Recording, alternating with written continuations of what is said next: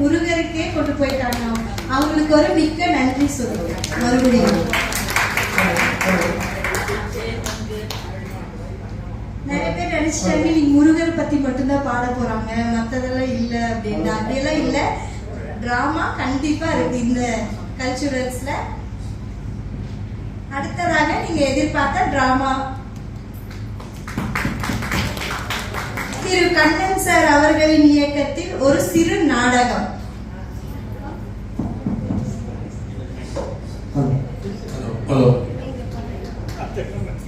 என்ன நானே சொந்தங்களே, நலமா இருக்கிறீங்களா? சரி, நீங்கள் எல்லோரும் ஆவலுடன் எதிர்பார்த்துக் கொண்டிருக்கும் நாடகம் எப்பொழுது துவங்குகிறது? எப்போதும் சொல்வதை தான் இப்போதும் சொல்லுகிறேன். உங்கள் கரகோஷம் தான் எங்களது காணி. கண்டிப்பாக எங்களுக்கு ஆதரவு கொடுங்கள். நன்றி. இப்பொழுது இந்த நாடகத்தில் எங்கள் கதாபாத்திரங்களை ஒவ்வொன்றாக உங்களுக்கு அறிமுகப்படுத்துகிறோம்.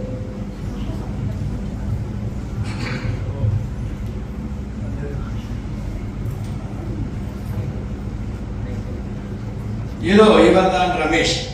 வீட்டை சுத்தம் செய்து கொண்டிருக்கிறாரே, இந்த சொந்த ஆத்மா தான் ரமேஷ். இவருடைய அப்பா தாத்தா எல்லாரும் பார்த்த அதே வேலையை தான் இவரும் பார்த்து கொண்டிருக்கிறார். என்ன தெரியுமா?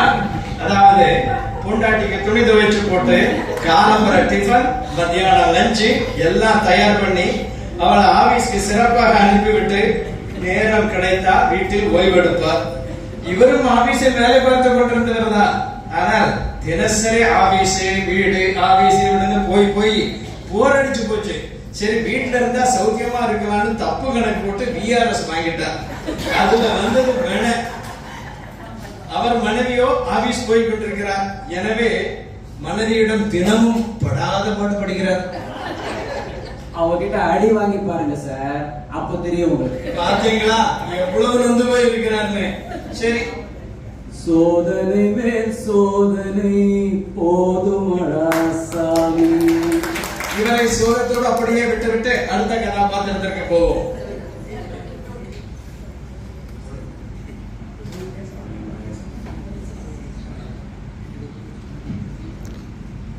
இதோ ஸ்லோ மோஷனில் பிடி உஷா வருவது போல் வருகிறாரே, இவர்தான் அந்த அடிமை கணவனின் அருமை மனைவி. இவர் பெயர் பரிமளம். ஆனால் பகட்டு பரிமளம் என்றுதான் ஊரில் பெயர். தான் நினைத்ததை நடத்தியே சாதிக்க வேண்டும் என்ற எண்ணம் கொண்டவள். பாரதி கண்ட புதுமைப்பெண் இவள்தானோ? கணவனோ ஆயில்லா பூச்சி. ஆகவே இவள் வைத்ததுதான் சட்டம். நன்றி. அடுத்து வருகிறார்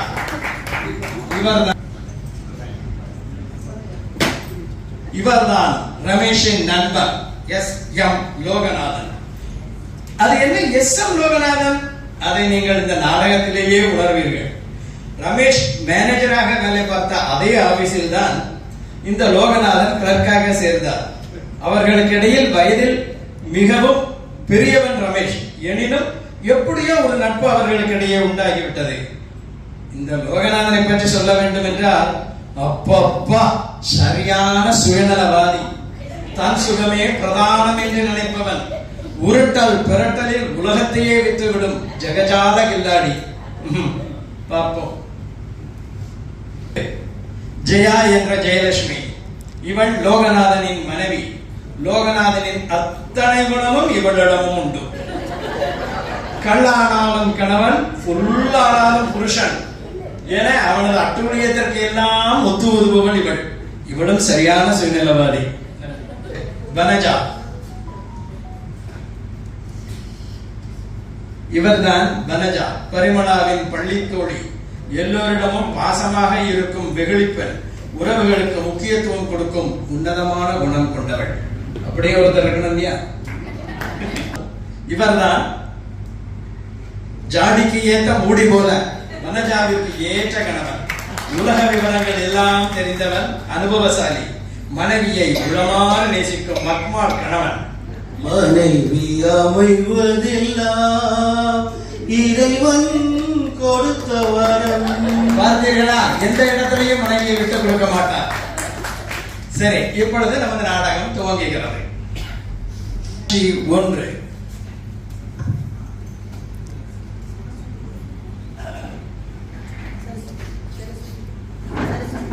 ரமேஷின் வீடு. ரமேஷ் வீட்டை வழக்கம் போல் சுத்தம் செய்து கொண்டிருக்கிறார்.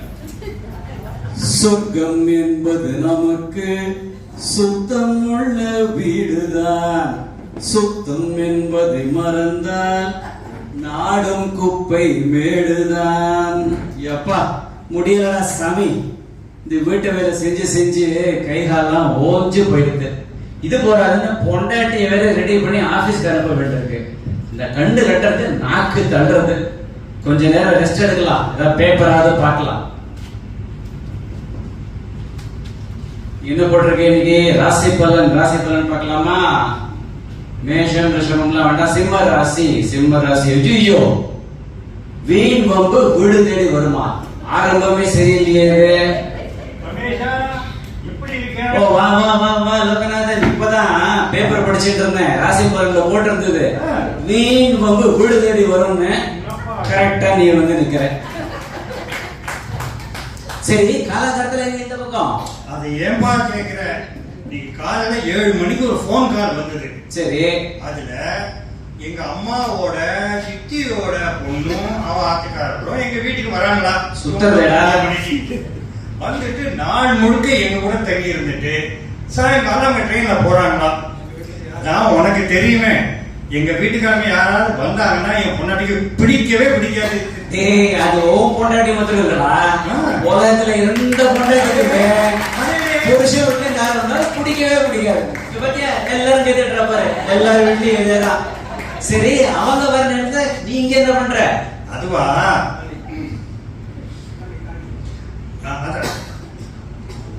உங்க அம்மா வந்தா அது வந்து என்ன சொல்ல வந்தேன்னா, எங்க அம்மா வந்தாலே என் பொண்டாட்டி காலி ஆயிடுவாள்.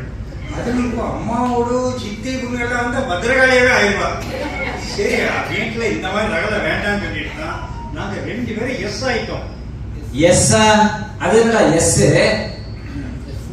ஜனமே எஸ்னா எஸ்கேப்.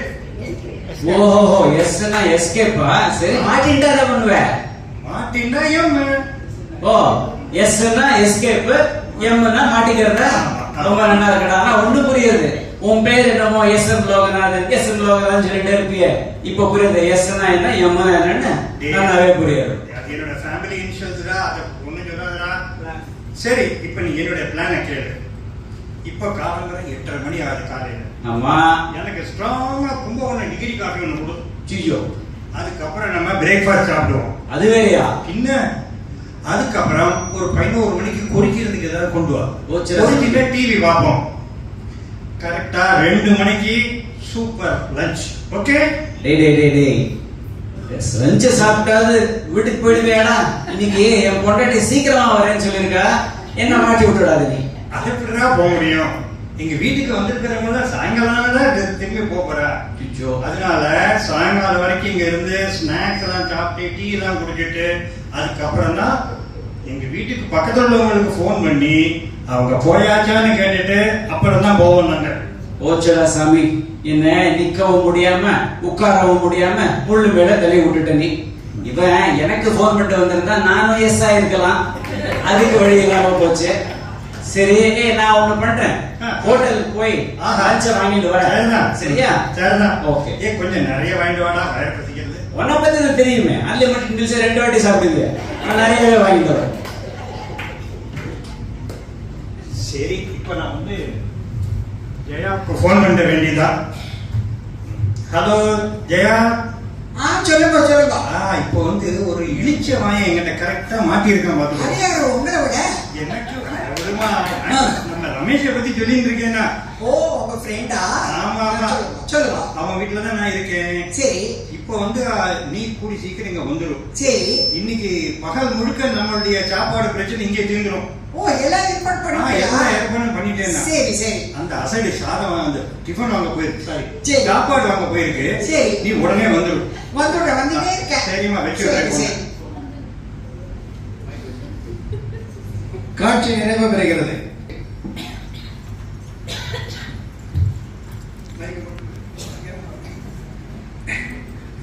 ரமேஷின் மனைவி பரிமளா பரபரப்புடன் ஓடி வருகிறார்.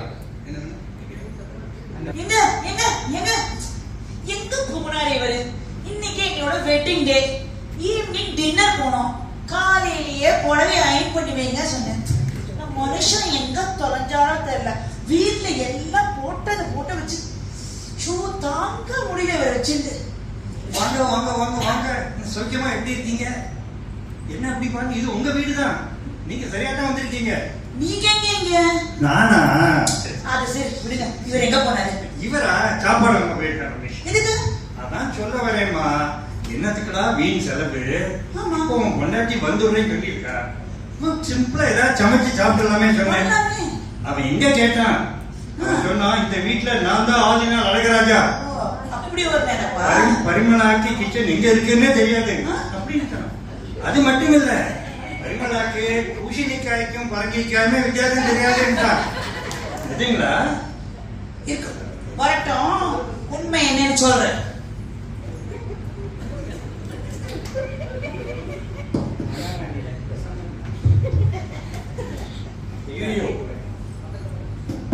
மறுபடியும் வந்துட்டு அப்போ இருக்கு. எங்க போயிட்டு? வாசி பலன் கரெக்டா இருந்தது. வீண் நோக்க மாதிரி மாட்டிக்க தான் போறோம். மறுபடியும் வந்துட்டியாமா? வந்துட்டேன். எங்க போயிட்டேன்? நானா ஹோட்டல்ல போய் லஞ்ச் வாங்க போனேன். தேவையா? சரி, அதை விடுங்க.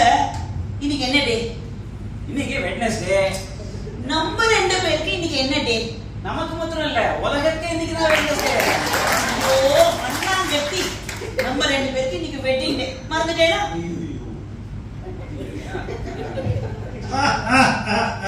ரமேஷா, வெட்னஸ்டே சொன்னியே, வெட்டிங் டேன்னு ஒரு தடவை சொல்லியிருக்கப்படாதா? மாட்டின்டியே. என்ன மாட்டி விடாத.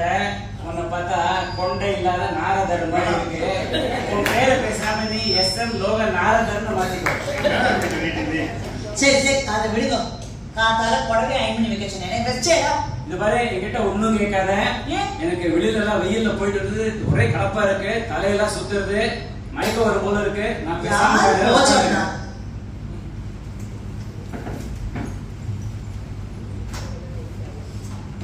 என்னங்க என்னங்க என்னங்க? நான் நிக்கிறது கூட கண்ணு தெரியலையா? பார்க்கலைம்மா, உன்னை பார்க்கவே இல்லை. ஜெயா, வா வா, வந்துட்டியா நீ? சொல்லுங்க கூப்பிடல, வராதுக்கு இருப்பேனா? இப்போ வந்து பாரு, நமக்கு பசிக்கிறது, நீ காலம்பரவே சாப்பிடல. ஆமா, நிஜம். சீக்கிரம் நம்ம போய் கிச்சன்ல போய் சாப்பிடுவோம். சரி சரி. நம்ம முதல்ல சாப்பிடுவா, அப்புறம் சாப்பிடுவாங்க. சரி சரி. நல்ல ஃப்ரெண்டு வச்சிருக்கேன். பாப்பா இப்படிலாம் ஒரு ஃப்ரெண்டா? போயிடுதுங்களா உள்ள கிச்சனுக்கு? போயிட்டு சாப்பாடு. சரி சரி. ஏய், உன் போன் அடிக்கிற மாதிரி இருக்கு, யாருன்னு பாரு. ஹலோ. ஓ வந்துட்டாவா? அப்படியா? இங்க வந்திருக்கியா? கோயம்புத்தூர் வந்திருக்கியா? எப்போ காத்தாலியா? Very good. ராம் வந்திருக்காரா? ஓ சரி சரி சரி. வா வா வா, அதுக்கு வா. எங்க வீட்டுக்காரரா? வீட்டுல தான் இருக்காரு. நீயும் ராமும் வாங்க. யாரு போன்ல? என் ஃப்ரெண்டு வனஜா வந்திருக்கா. ஓ, வனஜுவா? நம்ம விட்டாவது வனஜு நம்மள விடாது போல இருக்கு. சரி. ஆமா, அவ சும்மா வர மாட்டாளே வரும்போது? ஆமா, நிறைய முறுக்கு, சீடை, தட்டை எல்லாத்தையும் வாங்கிட்டு வந்திருக்கா. எங்க பட்சணமா?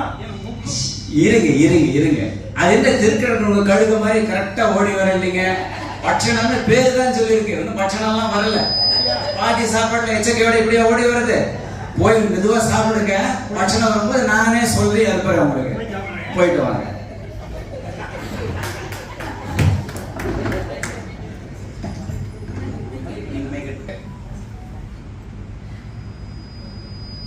அடுத்த காட்சி ரமேஷ் வீடு.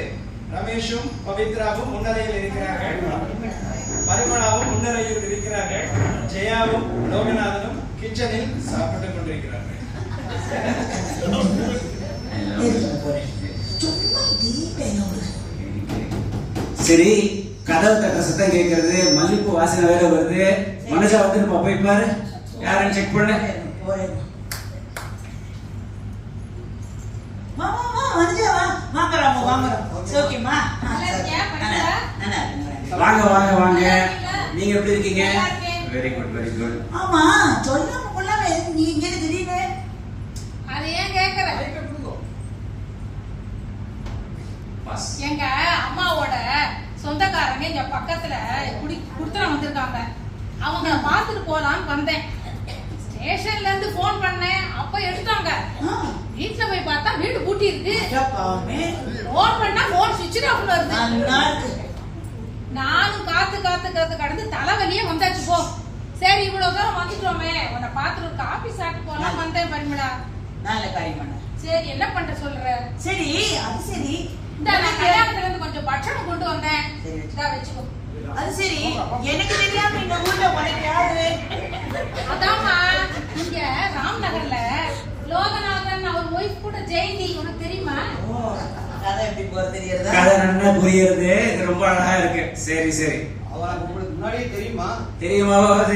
உங்களுக்கு ஒரு சர்ப்ரைஸ் இருக்கு. இருங்க ஒரு நிமிஷம். அந்த பட்சண பாக்கெட் கூட லோகநாதன் பட்சணம் வந்தாச்சு. வாங்க வாங்க. பட்சணம் வந்தாச்சா? சித்தி, நீங்களா? ஓ, சித்தி, very sorry சித்தி. நீங்க எங்க இங்க? அதுவா சித்தி?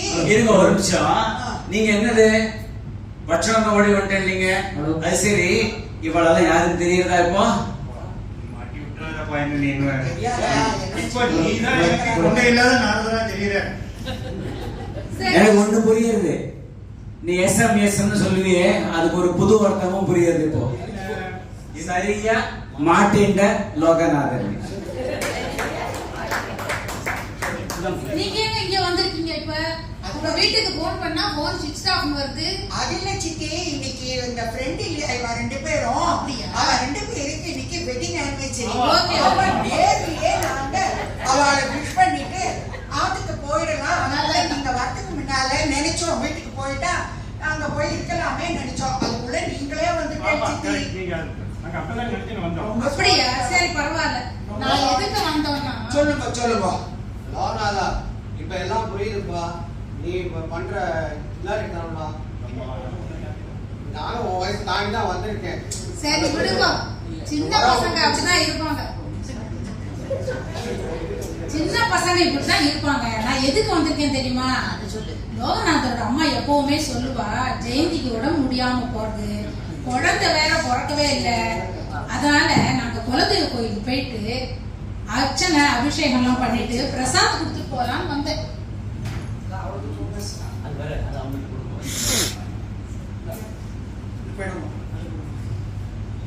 இந்தாமா பிரசாதம் வச்சுக்கோ. ரொம்ப ரொம்ப சாரி சித்தி. பரவாயில்லம்மா, கஷ்டமா இருக்கமா? பரவாயில்ல பரவாயில்ல.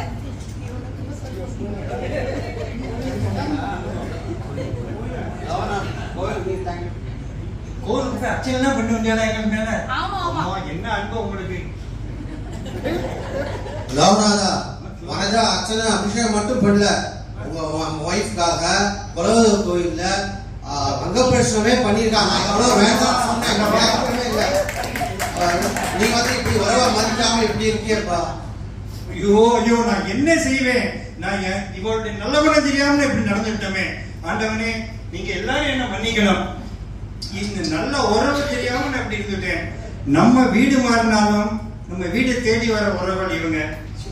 நான் அதுக்கு மிக்க நன்றி சொல்லி ஆகணும்.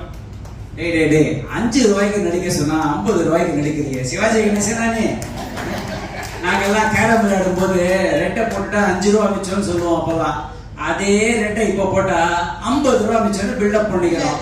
அந்த மாதிரி நீ ஒரேடியா பில்டப் எல்லாம் பண்ணாத. இனிமேலாவது ஒழுங்காது. நான் திருந்திட்டேன்ப்பா. அவ நிஜமாவே நாங்க திருந்திட்டோம். அவ திருந்திதான் நாங்க பேசுறோம். ஆமா. மன்னிச்சுடுப்போம். சரி இப்ப என்ன பண்ணலாம்னு இருக்க? இல்ல சித்தி, இப்ப நான் என்ன பண்ணலாம், ஒரு தீர்மானத்துக்கு வந்துட்டேன். சொல்லுமா. இன்னைக்கு வாங்கின டிக்கெட் நீங்க கேன்சல் பண்ணுங்க. பண்ணிட்டு நம்ம எல்லாருமா நம்ம ஆத்துக்கு போறோம். வீட்டுக்கு போய் உடனே நான் கையால விழுந்து பண்ணி தடா கூட ஆக்கி விடுறேன். தெரியாத சித்தி உங்க சுபாவம். மன்னிச்சுடுப்போம். சரி சரி பரவாயில்ல. அதோட இவங்களுக்கு நீ வெட்டிங் டே, இவங்களே நம்ம வீட்டுல கொண்டு போய் ஒரு இவங்களால அசத்திரும் ஒரு மாதிரி. சரியா சொன்னேன். ஆமா ஆமா. என்னது? நான் ட்ரீட் கொடுக்க உன் வீட்டுல நீ கொண்டு போய் ட்ரீட் கொடுக்க போறியா? சாப்பாடு எல்லாருக்கும் போட போறியா? நம்புற மாதிரியே இல்லையடா. மறுபடியும் எனக்கு தலை சுத்துறது, மயக்கமே வருது. அம்மா ஓ சிஸ்டர் கவலைப்படாதீங்க. ஒரு நிமிஷம் நான் எடுத்துறேன். பார்த்துட்டே இருங்க. இப்போ ரமேஷா, நீ மயக்கமாயிட்ட, எந்திருக்க முடியாது உன்னால. அதனால உங்க வீட்டிலேயே இன்னைக்கு சமையலை பண்ணி ராத்திரி எல்லாரும் சாப்பிட்டுட்டு அப்புறம் நாங்க வீட்டுக்கு போறோம். ஓகே? இல்ல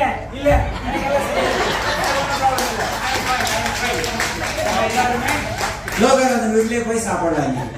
அப்படிவா வலிக்குன்னு இப்ப தெரிஞ்சுது இந்த உறவுகள் எல்லாம் எவ்வளவு நமக்கு முக்கியம். சொல்லுமா நீ தான் சொல்லணும் எல்லாம். உறவுகள் எப்பவுமே முக்கியம்தான். உங்களுக்கு எல்லாருக்கும் தெரியும். இந்த நானா நதியில் நம்ம எல்லாம் இருக்கோமே, நம்ம எல்லாரும் ஒருத்தருக்கு ஒருத்தர் உறவுக்காரங்க தான். விட்டு கொடுக்காம சந்தோஷமா இருக்கணும்னா உறவா நினைச்சுக்கணும். சொந்தம் எப்போதும் தொடர் கதைதான், முடிவே இல்லாதது, முடிவே இல்லாதது. வணக்கம், நன்றி. நன்றி நன்றி நன்றி, வணக்கம்.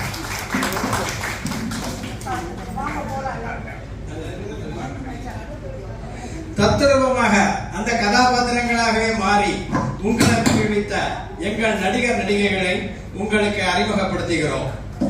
நொந்த ரமேஷாகவே மாறி உங்களை அசத்தியவர் சிங்கப்பூர் சியோர் மிஸ்டர் கார்த்திக். பகட்டு பரிமளாக வந்து பரிமளித்தவர் அபிநய சரஸ்வதி மிஸ்ஸஸ் சூர்யா நாகராஜ். சரியாக மாட்டி பின் திருந்திய எஸ்.எம். லோகநாதனாக State Bank fame Mr Gopalakrishnan. கணவனை திருத்தாமல் அவனது தவறுக்கு உடந்தையாக செயல்பட்ட ஜெயாவாக எங்கள் அபிமான நடிகை மிஸ்ஸஸ் சரஸ்வதி சுந்தர். பொறுப்புடன் மனைவியை நேசிக்கும் உத்தம கணவனாக டிஎம்எஸ் ஆஃப் அவர் நானானி மிஸ்டர் பாலகுமார். உறவுகளை பலப்படுத்தும் அன்பே உருவான சித்தி வனஜாவாக நவரச நாயகி மிஸ்ஸஸ் லதா பாலகுமார். இந்த நாடகத்தின் கதை, வசனம், இயக்கம் மற்றும் எங்களெல்லாம் கட்டி வைத்தது கண்ணன், கோவை கண்ணன் அவர்கள்.